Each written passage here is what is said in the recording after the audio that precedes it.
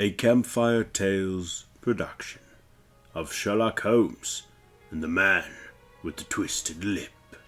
Welcome to Story Time.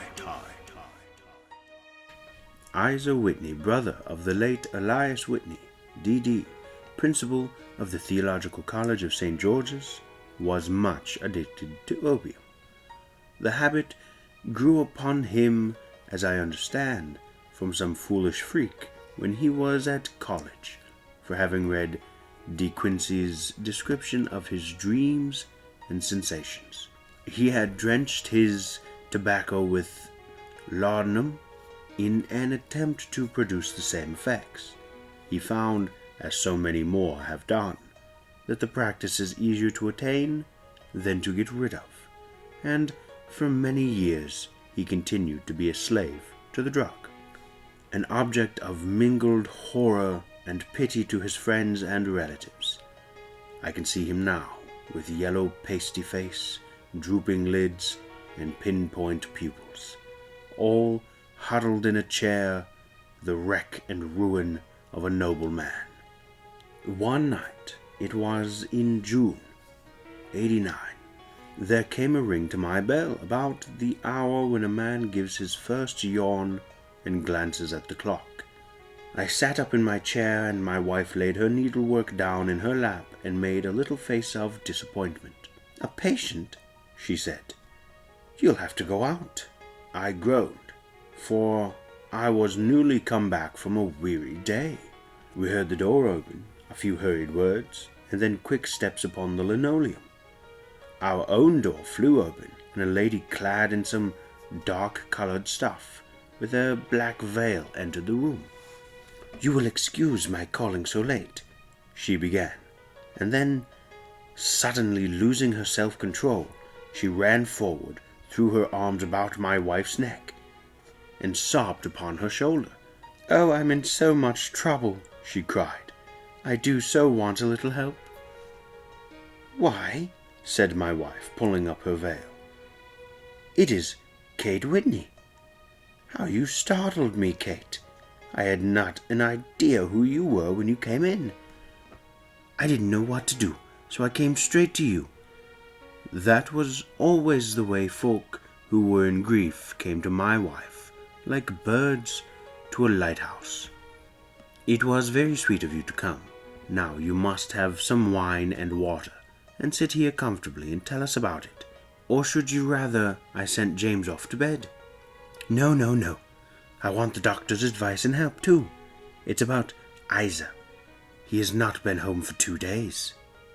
I am so frightened about him." It was not the first time that she had spoken to us of her husband's trouble, to me as a doctor, to my wife as an old friend and school companion. We soothed and comforted her by such words as we could find. Did she know where her husband was? Was it possible that we could bring him back to her? It seems that it was. She had the surest information, that of late he had, when the fit was on him, made use of an opium den in the farthest east of the city. Hitherto, his orgies had always been confined to one day, and he had come back, twitching and shattered, in the evening. But now the spell had been upon him 48 hours, and he lay there, doubtless among the dregs of the docks, breathing in the poison or sleeping off the effects. There was to be found, she was sure of it, at the Bar of Gold in Upper Swandam Lane. But what was she to do? How could she, a young and timid woman, make her way into such a place and pluck her husband out from among the ruffians who surrounded him? There was the case, and of course there was but one way out of it. Might I not escort her to this place? And then, as a second thought, why should she come at all? I was Isa Whitney's medical advisor, and as such I had influence over him. I could manage it better if I were alone. I promised her, on my word, that I would send him home in a cab within 2 hours if he were indeed at the address which she had given me. And so in 10 minutes I had left my armchair and cheery sitting room behind me, and was speeding eastward in a hansom on a strange errand. And, as it seemed to me at the time, though the future only could show how strange it was to be. But there was no great difficulty in the first stage of my adventure. Upper Swandam Lake is a vile alley lurking behind the high wharves which line the north side of the river to the east of London Bridge. Between a slop shop and a gin shop approached by a steep flight of steps leading down to a black gap like a mouth of a cave, I found the den of which I was in search. Ordering my cab to wait, I passed down the steps, worn hollow in the center by the ceaseless tread of drunken feet, and by the light of a flickering oil lamp. Above the door, I found the latch and made my way into a long, low room, thick and heavy with the brown opium smoke, and terraced with wooden berths, like the forecastle of an emigrant ship. Through the gloom, one could dimly catch a glimpse of bodies lying in strange, fantastic poses, bowed shoulders, bent knees, heads thrown back and chins pointing upward, with here and there a dark lace lustre eye turned upon the newcomer. Out of the black shadows there glimmered little red circles of light, now bright, now faint, as the burning poison waxed and waned in the bowls of the metal pipes. The most lay silent, but some muttered to themselves and others talked together in a strange, low, monotonous voice, their conversation coming in gushes and then suddenly tailing off into silence, each mumbling out his own thoughts and paying little heed to the words of his neighbor. At the farther end was a small brazier of burning charcoal, beside which, on a three-legged wood stool, there sat a tall, thin old man, with his jaw resting upon his 2 fists and his elbows upon his knees, staring into the fire. As I entered, a sallow Malay attendant had hurried up with a pipe for me and a supply of the drug, beckoning me to an empty berth. "Thank you, I have not come to stay," said I. "There is a friend of mine here, Mr. Isa Whitney, and I wish to speak with him." There was a movement and then an exclamation to my right, and peering through the gloom, I saw Whitney, pale, haggard, and unkempt, staring out at me. "My God, it's Watson," said he. He was in a pitiable state of reaction, with every nerve in a twitter. "I say, Watson, what o'clock is it?" "Nearly 11. "Of what day?" "Of Friday, June 19th. "Good heavens, I thought it was Wednesday. It is Wednesday. What do you want to frighten a chap for?" He sank his face into his arms and began to sob in a high, treble key. "I tell you that it is Friday, man. Your wife has been waiting this 2 days for you. You should be ashamed of yourself." "So I am. But you've got mixed, Watson, for I've only been here a few hours. 3 pipes, 4 pipes. I forget how many. But I'll go home with you. I wouldn't frighten Kate. Poor little Kate. Give me your hand. Have you a cab?" "Yes, I have one waiting." "Then I shall go in it. But I must owe something. Find what I owe, Watson. I am all of color. I can do nothing for myself." I walked down the narrow passage between the double row of sleepers, holding my breath to keep out the vile, stupefying fumes of the drug, and looking out for the manager.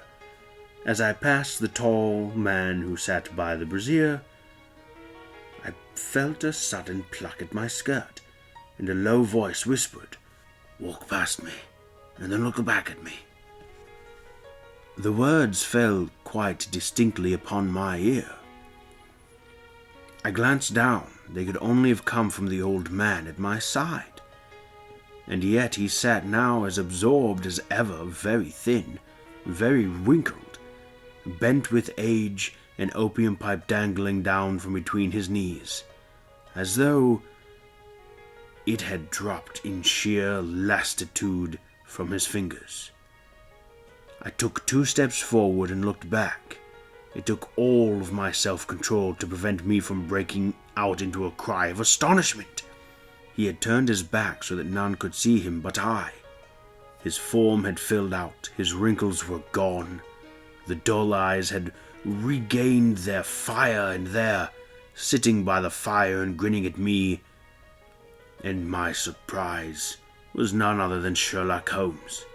He made a slight motion to me to approach him, and instantly, as he turned his face half round to the company once more, subsided into a doddering, loose-lipped senility. "Holmes," I whispered, "what on earth are you doing in this den?" "As low as you can," he answered. "I have excellent ears. If you would have the great kindness to get rid of that Scottish friend of yours, I should be exceedingly glad to have a little talk with you." "I have a cab outside." "Then pray send him home in it. You may safely trust him, for he appears to be too limp to get into any mischief. I should recommend you also to send a note by the cabman to your wife to say that you have thrown in your lot with me. If you will wait outside, I shall be with you in 5 minutes." It was difficult to refuse any of Sherlock Holmes' requests, for they were always so exceedingly definite, and to put forward with such a quiet air of mastery. I felt, however, that when Whitney was once confined in the cab of my mission, was practically accomplished, and for the rest, I could not wish anything better than to be associated with my friend in one of those singular adventures which were the normal condition of his existence. In a few minutes I had written my note, paid Whitney's bill, led him out to the cab, and seen him driven through the darkness. In a very short time, a decrepit figure had emerged from the opium den, and I was walking down the street with Sherlock Holmes. For 2 streets he shuffled along with a bent back and an uncertain foot.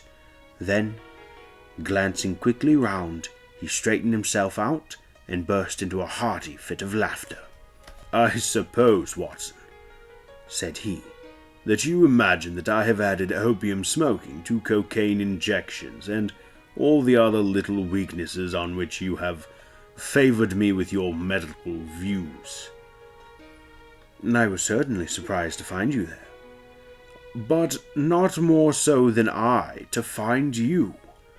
"I came to find a friend." "And I to find an enemy." "An enemy?" "Yes, one of my natural enemies, or shall I say my natural prey. Briefly, Watson, I am in the midst of a very remarkable inquiry, and I have hoped to find a clue in the incoherent ramblings of these sots, as I have done before now. Had I been recognized in that den, my life would not have been worth an hour's purchase, for I have used it before now for my own purposes, and the rascally Lascar who runs it has sworn to have vengeance upon me. There is a trap-door at the back of that building near the corner of Paul's Wharf, which could tell some strange tales of what has passed through it upon the moonless nights." "What? You do not mean bodies?" "Aye, bodies, Watson. We should be rich men if we had £1,000 for every poor devil who has been done to death in that den.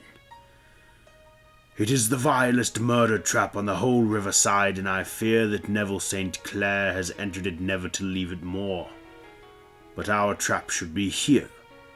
He put his 2 forefingers between his teeth and whistled shrilly.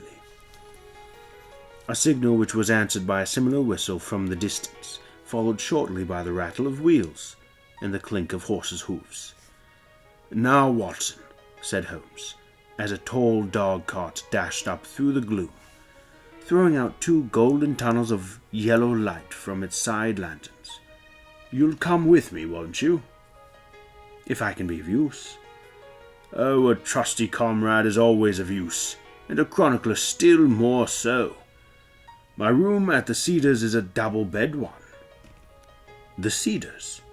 "Yes, that is Mr. St. Clair's house. I am staying there while I conduct the inquiry. Where is it, then? Near Lee in Kent. We have a 7-mile drive before us. But I'm all in the dark. Of course you are. You'll know all about it presently. Jump up here. All right, John. We shall not need you. Here's £50. Look out for me tomorrow about 11. Give her head. So long, then. He flicked the horse with his whip, and we dashed away through the endless succession of somber and deserted streets, which wind gradually until we were flying across the broad, bolstred bridge with the murky river flowing sluggishly beneath us. Beyond lay another dull wilderness of bricks and mortar, its silence broken only by the heavy regular footfalls of the policemen or the songs and shouts of some belated party of revellers. A dull wrack was drifting slowly across the sky, and a star or two twinkled dimly here and there through the rifts of the clouds. Holmes drove in silence, with his head sunk upon his breast, and the air of a man who was lost in thought, while I sat beside him, curious to learn what this new quest might be, which seemed to tax his power so sorely, and yet afraid to break in upon the current of his thoughts. We had driven several miles, and were beginning to get to the fringe of the belt of suburban villas, when he shook himself, shrugged his shoulders, and lit up his pipe with the air of a man who has satisfied himself that he is acting for the best. "You have a grand gift of silence, Watson," said he. "It makes you quite invaluable as a companion, upon my word. It is a great thing for me to have someone to talk to, for my own thoughts are not over pleasant. I was wondering what I should say to this dear little woman tonight, when she meets me at the door." "You forget that I know nothing about it." "I shall just have time to tell you the facts of the case before we get to Lee. It seems absurdly simple, and yet, somehow, I can get nothing to go upon. There's plenty of thread, no doubt, but I can't get the end of it into my hand. Now, I'll state the case clearly and concisely to you, Watson, and maybe you can see a spark where it is all dark to me." "Proceed, then." "Some years ago, to be definite, in May 1884, there came to Lee a gentleman, Neville St. Clair by name, who appeared to have plenty of money. He took a large villa, laid out the grounds very nicely, and lived generally in good style. By degrees he made friends in the neighborhood, and in 1887 he married the daughter of a local brewer, by whom he now has 2 children.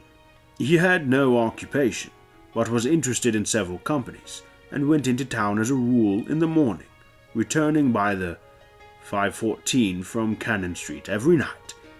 Mr. St. Clair's now 37 years of age, is a man of temperate habits, a good husband, a very affectionate father, and a man who is popular with all who know him. I may add that his whole debts at the present moment, as far as we have been able to ascertain, amount to $88.10, while he has £220 standing to his credit in the capital and county's bank. There is no reason, therefore, to think that money troubles have been weighing upon his mind. Last Monday, Mr. Neville St. Clair went into town rather earlier than usual, remarking before he started that he had 2 important commissions to perform, and that he would bring his little boy home a box of bricks. Now, by the merest chance, his wife received a telegram upon this same Monday, very shortly after his departure, to the effect that a small parcel of considerable value which she had been expecting was waiting for her at the offices of the Aberdeen Shipping Company. Now, if you are well up in your London, you know that the office of the company is in Fresno Street, which branches out of Upper Swandam Lane, where you found me tonight. Mrs. St. Clair had her lunch, started for the city, did some shopping, proceeded to the company's office, got her packet, and found herself at exactly 4:35, walking through Swandam Lane on her way back to the station. Have you followed me so far? It is all very clear. If you remember, Monday was an exceedingly hot day, and Mrs. St. Clair walked slowly, glancing about in the hope of seeing a cab, as she did not like the neighborhood in which she found herself. While she was walking in this way down Swandam Lane, she suddenly heard an ejaculation or cry and was struck cold to see her husband looking down at her and, as it seemed to her, beckoning to her from a second-floor window. The window was open, and she distinctly saw his face, which she described as being terribly agitated. He waved his hands frantically to her and then vanished from the window so suddenly that it seemed to her that he had been plucked back by some irresistible force from behind. One singular point which struck her quick feminine eye was that although he wore some dark coat, such as he had started to town in, he had on neither collar nor necktie. Convinced that something was amiss with him, she rushed down the steps, for the house was none other than the opium den in which you found me tonight. And running through the front room, she attempted to ascend the stairs which led to the first floor. At the foot of the stairs, however, she met this Lascar, scoundrel of whom I have spoken, who thrust her back and, aided by a Dane who acts as assistant there, pushed her out into the street. Filled with the most maddening doubts and fears, she rushed down the lane, and, by rare good fortune, met in Fresno Street a number of constables with an inspector, all on their way to their beat. The inspector and two men accompanied her back, and in spite of the continued resistance of the proprietor, they made their way to the room in which Mr. St. Clair had last been seen. There was no sign of him there. In fact, in the whole of the floor there was no one to be found save a crippled wretch of hideous aspect, who, it seems, made his home there. Both he and the Lascar stoutly swore that no one else had been in the front room during the afternoon. So determined was their denial that the inspector was staggered and had almost come to believe that Mrs. St. Clair had been deluded, when, with a cry, she sprang at a small deal box which lay upon the table and tore the lid from it. Out there fell a cascade of children's bricks. It was the toy which he had promised to bring home. This discovery and the evident confusion which the cripple showed made the inspector realize that the matter was serious. The rooms were carefully examined, and results all pointed to the abominable crime. The front room was plainly furnished as a sitting room and led into a small bedroom, which looked out upon the back of one of the wharves. Between the wharf and the bedroom window is a narrow strip which is dry at low tide, but is covered at high tide with at least 4.5 feet of water. The bedroom, which was a broad one and opened from below. On examination, traces of blood were to be seen upon the window-sill, and several scattered drops were visible upon the wooden floor of the bedroom.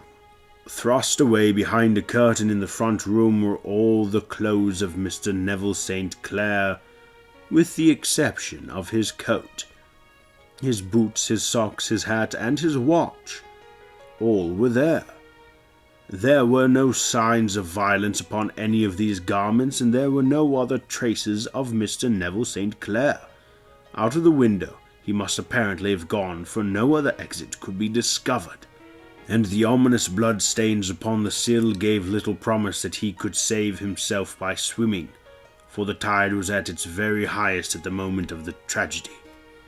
And now, as to the villains who seemed to be immediately implicated in the matter, the Lascar was known to be a man of the vilest antecedent. But as by Mrs. St. Clair's story, he was known to have been at the foot of the stair within a very few seconds of her husband's appearance at the window. He could hardly have been more than an accessory to the crime. His defense was one of absolute ignorance, and he protested that he had no knowledge as to the doings of Hugh Boone, his lodger, and that he could not account in any way for the presence of the missing gentleman's clothes. So much for the Lascar manager. Now, for the sinister cripple who lives upon the second floor of the opium den, and who was certainly the last human being whose eyes rested upon Neville St. Clair. His name is Hugh Boone, and his hideous face is one which is familiar to every man who goes much to the city. He is a professional beggar, though in order to avoid the police regulations, he pretends to a small trade in wax vestas. Some little distance down the Threadneedle Street, upon the left-hand side, there is, as you may have remarked, a small angle in the wall. Here it is that this creature takes his daily seat, cross-legged with his tiny stock of matches in his lap, and as he is a piteous spectacle, a small rain of charity descends into the greasy leather cap, which lies upon the pavement beside him. I've watched the fellow more than once before ever I thought of making his professional acquaintance, and I have been surprised at the harvest which he has reaped in a short time. His appearance, you see, is so remarkable that no one can pass him without observing him. A shock of orange hair, a pale face disfigured by a horrible scar, which by its contraction has turned up the outer edge of his upper lip, a bulldog chin, and a pair of very penetrating dark eyes, which present a singular contrast to the color of his hair, all mark him out from amid the common crowd of mendicants, and so too does his wit, for he is ever ready with a reply to any piece of chaff which may be thrown at him by passers-by.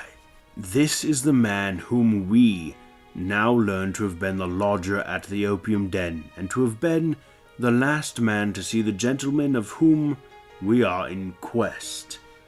But a cripple, said I. What could he have done single-handed against a man in the prime of his life? He is a cripple in the sense that he walks with a limp, but in no other respect he appears to be a powerful and well-nurtured man. Surely your medical experience would tell you, Watson, that weakness in one limb is often compensated by for exceptional strength in the others. Pray continue your narrative. Mrs. St. Clair had fainted at the sight of the blood upon the window, and she was escorted home in a cab by the police, as her presence could be of no help to them in their investigations. Inspector Barton, who had charge of the case, made a very careful examination of the premises, but without finding anything which threw any light upon the matter.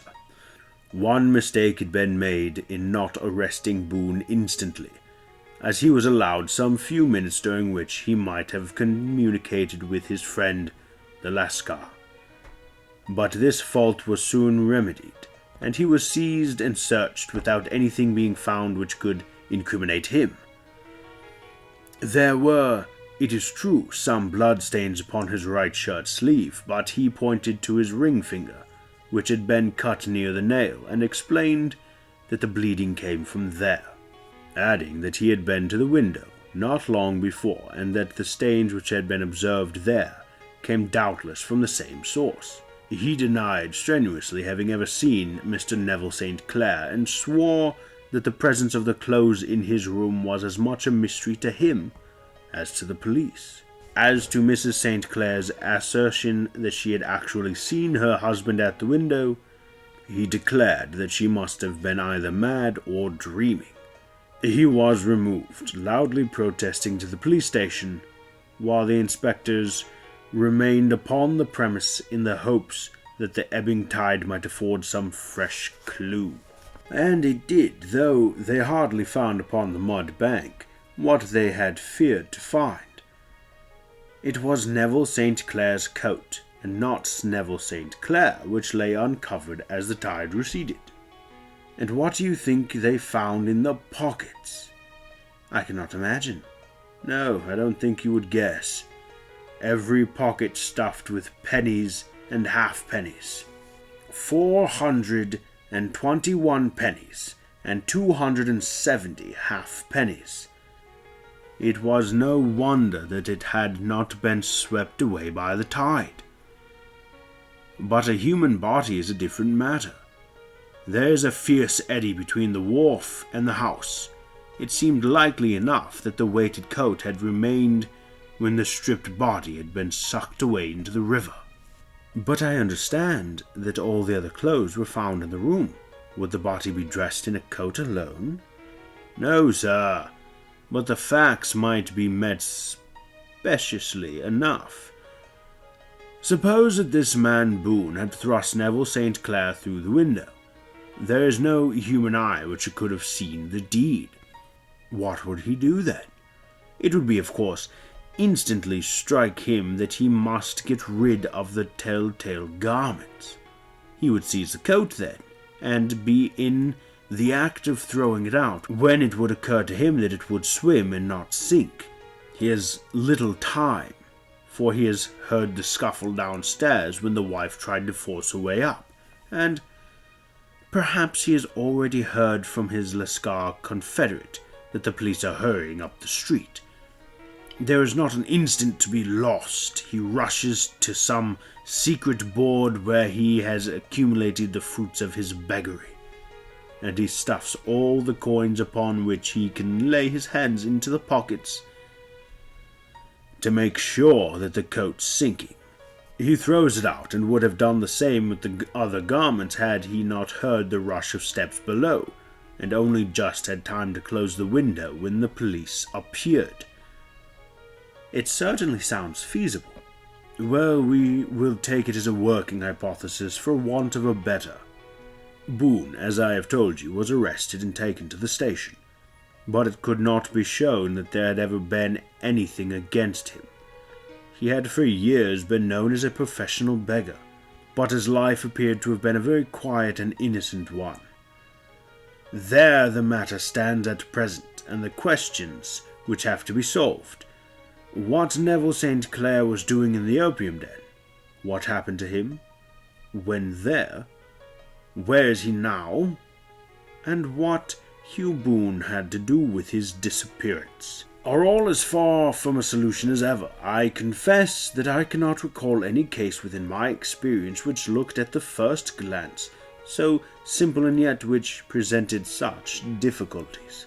While Sherlock Holmes had been detailing this singular series of events, we had been whirling through the outskirts of the great town until the last straggling house had been left behind, and we rattled along with a country hedge upon either side of us. Just as he finished, however, we drove through two scattered villages where a few lights still glimmered in the windows.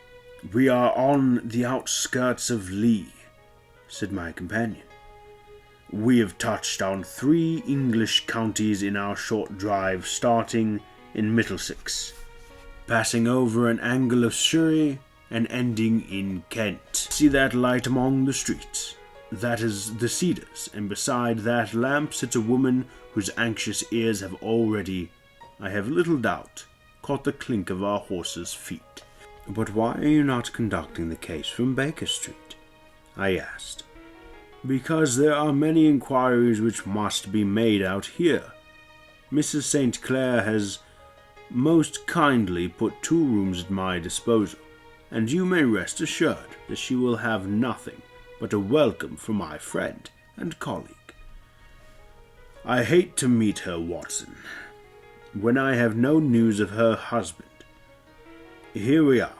Whoa there, whoa!" We had pulled up in front of a large villa which stood within its own grounds. A stable boy had run out to the horse's head, and springing down I followed Holmes up the small winding gravel drive which led to the house. As we approached, the door flew open, and a little blonde woman stood in the opening clad in some sort of a mousseline Dessau, with a touch of fluffy pink chiffon on her neck and wrists.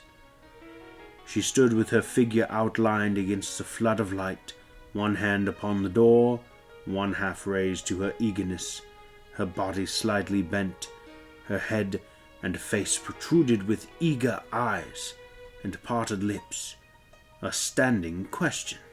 "Well?" she cried. "Well?" And then, seeing that there were two of us, she gave a cry of hope, which sank into a groan as she saw that my companion shook his head and shrugged his shoulders. "No good news?" "None." "No bad?" "No." "Thank God for that. But come in, you must be weary, for you have had a long day."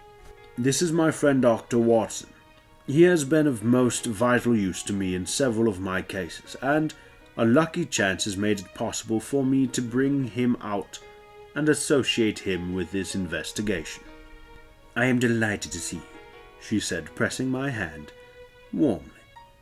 "You will, I am sure, forgive anything that may be wanting in our arrangements, when you consider the blow which has come so suddenly upon us." "My dear madam, I am an old campaigner, and if I were not, I can very well see that no apology is needed. If I can be of any assistance, either to you or to my friend here, I shall be indeed happy." "Now, Mr. Sherlock Holmes," said the lady as we entered a well-lit dining room, upon the table of which a cold supper had been laid out, "I should very much like to ask one or two plain questions, to which I beg that you will give a plain answer." "Certainly, madam." "Do not trouble about my feelings. I am not hysterical nor given to fainting. I simply wish to hear your real opinion." "Upon what point?" "In your heart of hearts, do you think that Neville is alive?" Sherlock Holmes seemed to be embarrassed by the question. "Frankly now," she repeated, standing upon the rug and looking keenly down at him as he leaned back in a basket chair. "Frankly then, madam, I do not." "You think that he is dead?" "I do." "Murdered?" "I don't say that. Perhaps." "And on what day did he meet his death?" "On Monday." "Then perhaps, Mr. Holmes, you will be good enough to explain how it is that I have received a letter from him today." Sherlock Holmes sprang out of his chair as if he had been galvanized. "What?" he roared. "Yes, today." She stood smiling, holding up a slip of paper in the air. "May I see it?" "Certainly." He snatched it from her in his eagerness, and smoothing it out upon the table, he drew over the lamp and examined it intently. I had left my chair and was gazing at it over his shoulder. The envelope was a very coarse one, and was stamped with the Gravesend postmark, and with the date of that very day, or rather of the day before, for it was considerably after midnight. "Coarse writing," murmured Holmes. "Surely, this is not your husband's handwriting, madam?" "No, but the enclosure is." "I perceive also that whoever addressed the envelope had to go and inquire as to the address." "How can you tell that?" "The name, you see, is in perfectly black ink, which has dried itself. The rest is of greyish colour, which shows that blotting paper had been used. If it had been written straight off and then blotted, none would be of a deep black shade. This man has written the name, and there has been a pause before he wrote the address, which can only mean that he was not familiar with it. It is, of course, a trifle, but there is nothing so important as trifles. Let us see the letter. Ha! There has been an enclosure here." "Yes, there was a ring, his signet ring." "And you are sure that this is your husband's hand?" "One of his hands." "One?" "His hand when he wrote hurriedly. It is very unlike his usual writing, and yet I know it well. Dearest, do not be frightened. All will come well. There's a huge error which it may take some little time to rectify. Wait in patience, Neville. Written in pencil upon the fly-leaf of a book. Octavo size, no watermark. Posted today in Gravesend by a man with a dirty thumb. Ha! And the flap has been gummed, if I'm not very much in the air, by a person who has been chewing tobacco.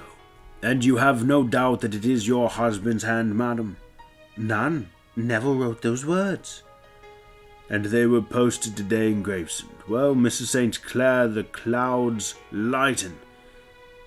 Though I should not venture to say that the danger is over. But he must be alive, Mr. Holmes.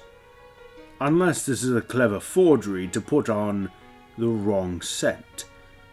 The ring, after all, provides nothing. It may have been taken from him. No, it is his very own writing. Very well. It may, however, have been written on Monday and only posted today. That is possible. If so, much may have happened between. Oh, you must not discourage me, Mr. Holmes. I know that all is well with him. There is so keen a sympathy between us that I should know if evil came upon him. On the very day that I saw him last, he cut himself in the bedroom, and yet I in the dining room rushed upstairs instantly with the utmost certainty that something had happened. Do you think that I would respond to such a trifle and yet be ignorant of his death? I have seen too much not to know that the impression of a woman may be more valuable than the conclusion of an analytical reasoner. And in this letter you certainly have a very strong piece of evidence to corroborate your view, but if your husband is alive and able to write letters, why should he remain away from you? I cannot imagine. It is unthinkable.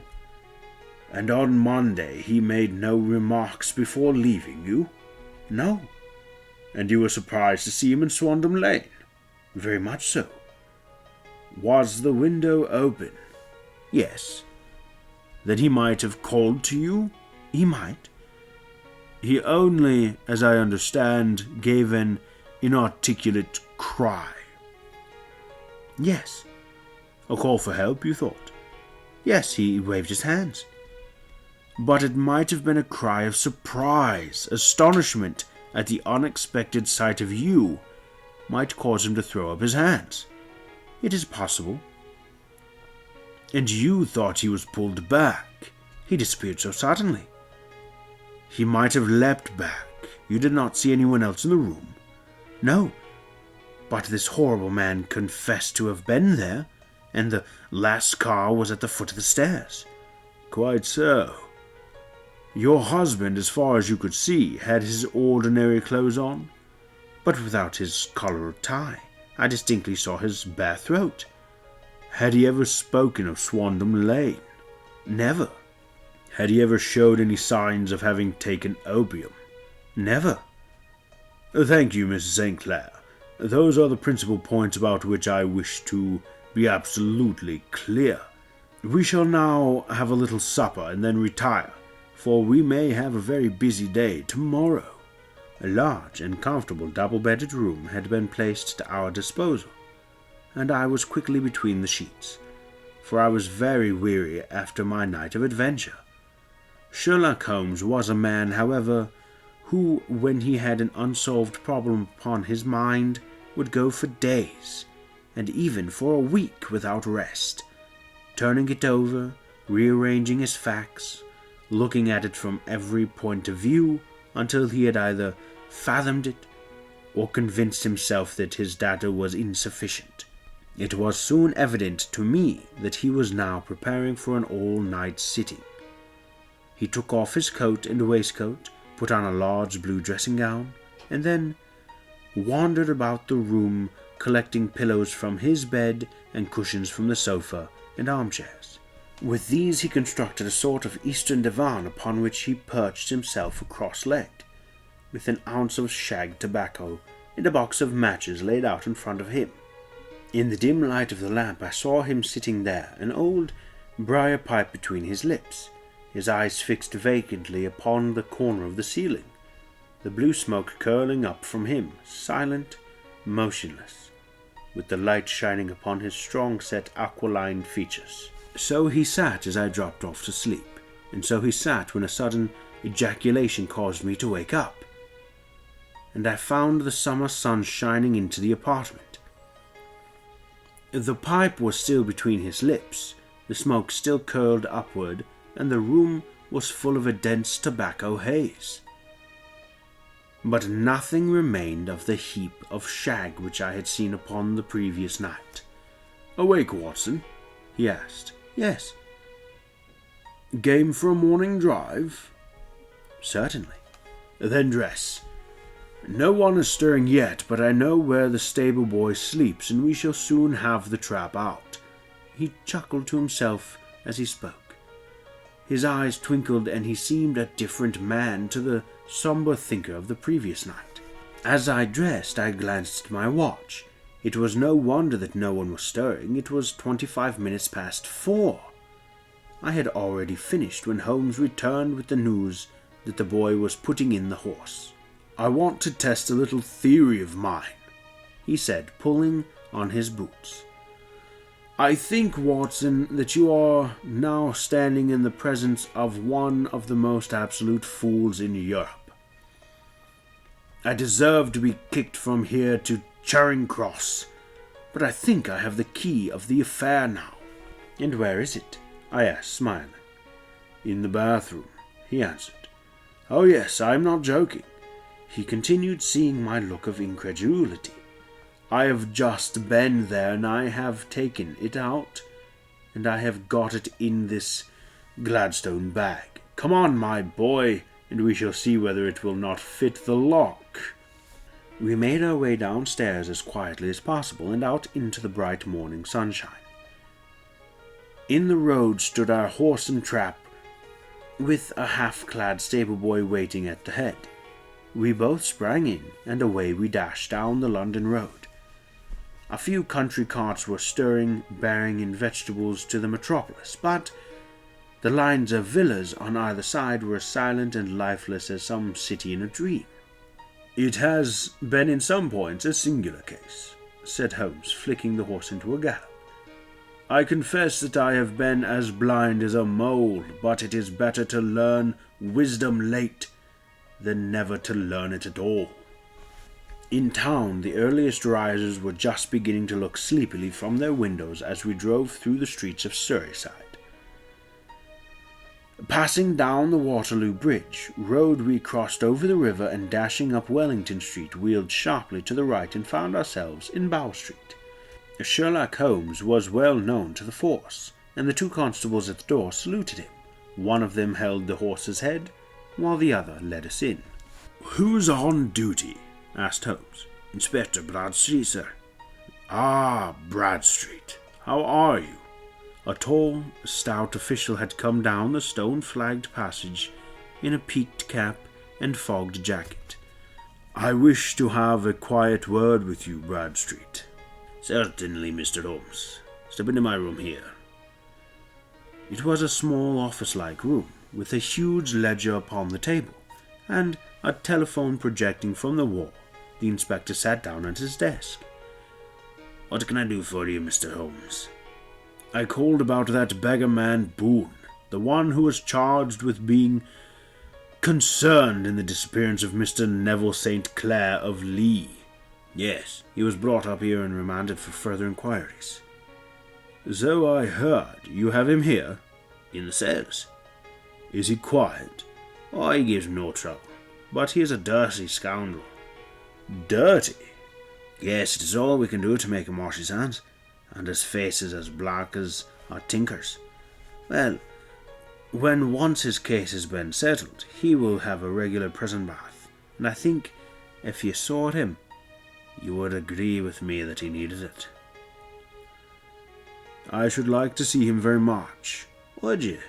That is easily done. Come this way. You can leave your bag." No, I think I'll take it. Very good. Come this way, if you please. He led us down a passage upon a barred door, passed down a winding stair, and brought us to a whitewashed corridor with a line of doors on each side. The third one on the right is us. Here it is. He quietly shot back a panel in the upper part of the door and glanced through. He is asleep, said he. You can see him very well. We both put our eyes to the grating. The prisoner lay with his face towards us, in a very deep sleep, breathing slowly and heavily. He was a middle-sized man, coarsely clad as he became his calling, with a collared shirt protruding from the rent of his tattered coat.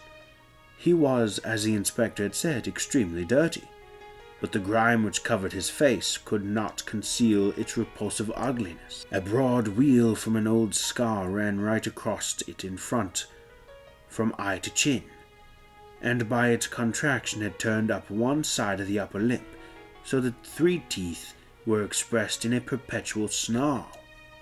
A shock of very bright red hair grew low over his eyes and forehead. "He's a beauty, isn't he?" said the inspector. "He certainly needs a wash," remarked Holmes. "I had an idea that he might, and I took the liberty of bringing the tools with me." He opened the Gladstone bag as he spoke, and took out, to my astonishment, a very large bath sponge. You're a funny one," chuckled the inspector. "Now, if you will have the great good sense to open the door very quietly, we will soon make him cut a much more respectable figure." I don't know. Why not? He doesn't look a credit to the Bow Street cells, does he?" He slipped his key into the lock, and we all very quietly entered the cell. The sleeper half turned, and then settled down once more into a deep slumber. Holmes stooped to the water jug, moistened his sponge, and then rubbed it twice vigorously across and down the prisoner's face. "Let me introduce you," he shouted, "to Mr. Neville St. Clair of Lee, in the county of Kent." Never in my life have I seen such a sight. The man's face peeled off under the sponge like the bark of a tree. Gone was the coarse brown tint. Gone, too, was the horrid scar from which had seamed it across, and the twisted lip which had given the repulsive sneer of the face. A twitch brought away the tangled red hair, and there, sitting up in his bed, was a pale, sad-faced, refined-looking man, black-haired and smooth-skinned, rubbing his eyes and staring out about him with sleepy bewilderment. Then, suddenly realizing the exposure, he broke to a scream and threw himself down with his face to the pillow. "Great heavens!" cried the inspector. "It is indeed the missing man. I know him from the photograph." The prisoner turned with his reckless air of a man who abandoned himself to his destiny. "Be it so," said he. "And pray what I am charged with?" "With making away with Mr. Neville St. Oh, come, you can't be charged with that unless they make a case of attempted suicide of it," said the inspector with a grin. "Well, I have been 27 years in the force, but this really takes the cake." "If I am Mr. Neville St. Clair, then it is obvious that no crime has been committed, and that, therefore, I am illegally detained." "No crime, but a very great error has been committed," said Holmes. "You would have done better to have trusted your wife." "It was not the wife, it was the children," groaned the prisoner. "God help me. I would not have them ashamed of their father. My God, what an exposure! What can I do?" Sherlock Holmes sat down beside him on the couch and patted him kindly on the shoulder. "If you leave it to a court of law to clear the matter up," he said, "of course you can hardly avoid publicity. On the other hand, if you convince the police authorities that there is no possible case against you, I do not know that there is any reason that the details should find their way into the papers. Inspector Bradstreet would, I'm sure, Make notes upon anything which you might tell us and submit it to the proper authorities. The case could then never go into court at all. God bless you, cried the prisoner. I would have endured imprisonment, aye, even execution, rather than have left my miserable secret as a family blot to my children. You are the first to have ever heard my story. My father was a schoolmaster in Chesterfield, where I received an excellent education. I travelled in my youth, took the stage, and finally became a reporter on an evening paper in London. One day my editor wished to have a series of articles upon begging in the metropolis, and I volunteered to supply them. There was the point from which all my adventures started. It was only by trying begging as an amateur that I could get the facts upon which to base my articles. When an actor, I had, of course, learned all the secrets of making up, and had been famous in the green room for my skill. I took advantage now of my attainment. I painted my face, and to make myself as pitiable as possible, I made a good scar, and fixed it to one side of my lip, in a twist by the aid of a small slip of flesh-coloured plaster. Then, with a red head of hair, and an appropriate dress, I took my station in the business part of the city, ostensibly as a match seller, but really as a beggar. For 7 hours I plied my trade, and when I returned home in the evening, I found, to my surprise, that I had received no less than 26 shillings. I wrote my articles and thought little more of the matter, until some time later I backed up a bill for a friend and had to write served upon me for £25. I was at my wit's end in where to get the money, but a sudden idea came to me. I begged a fortnight's grace from the creditor, asked for a holiday from my employers, and spent the time in begging in the city, under my disguise. In 10 days I had the money, and had paid the debt. Well, you can imagine how hard it was to settle down to arduous work at £2 a week, when I knew that I could earn as much in a day by smearing my face with a little paint, laying my cap on the ground, and sitting still. It was a long fight between my pride and the money, but the dollars won at last, and I threw up reporting and sat day after day in the corner which I had first chosen, inspiring pity by my ghastly face and filling my pockets with coppers. Only one man knew my secret. He was the keeper of the low den in which I used to lodge in Swandam Lane, where I could every morning emerge as a squalid beggar, and in the evenings transform myself into a well-dressed man about town. This fellow, a Lascar, was well paid by me for his rooms, so that I knew that my secret was safe in his possession. Well, very soon I found that I was saving considerable sums of money. I do not mean that any beggar in the streets of London could earn £700 a year, which is less than my average takings. But I had exceptional advantages in my power of making up, and also in a faculty of repartee which improved my practice and made me quite a recognized character in the city. All day a stream of pennies, varied by silver, poured in upon me, and it was a very bad day in which I failed to take £2. As I grew richer, I grew more ambitious, took a house in the country, and eventually married, without anyone having a suspicion as to my real occupation. My dear wife knew that I had business in the city. She little knew what.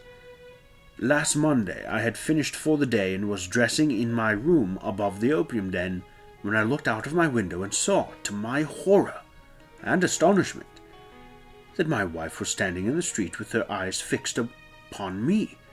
I gave a cry of surprise, threw up my arms to cover my face, and rushed to my confidant, the Lascar, entreating him to prevent anyone from coming up to me.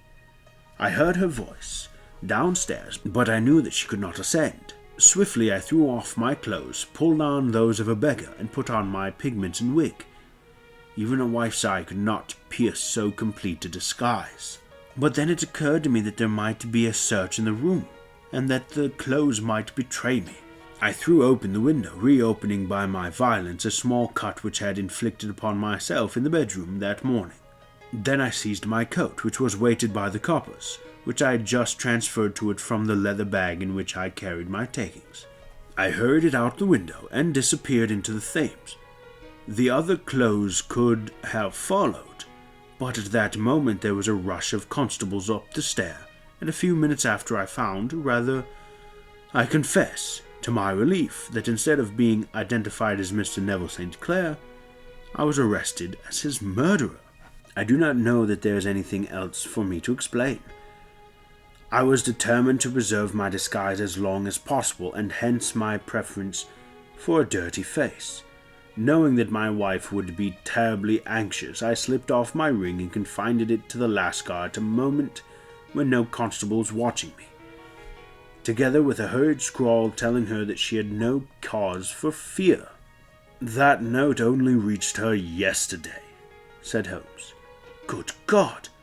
What a week she must have spent."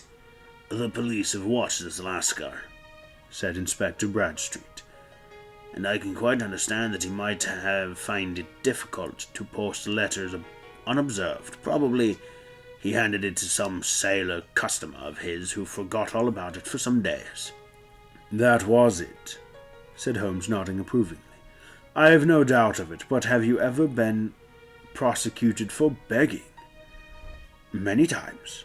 But what was a fine to me? It must stop here, however," said Bradstreet. "If the police are to hush this thing up, there must be no more of Hugh Boone." "I have sworn it by the most solemn oaths which a man can take." "In that case, I think it is probable that no further steps may be taken, but if you have found a gun, then all must come out. I am sure, Mr. Holmes, that we are very much indebted to you for having cleared the matter up.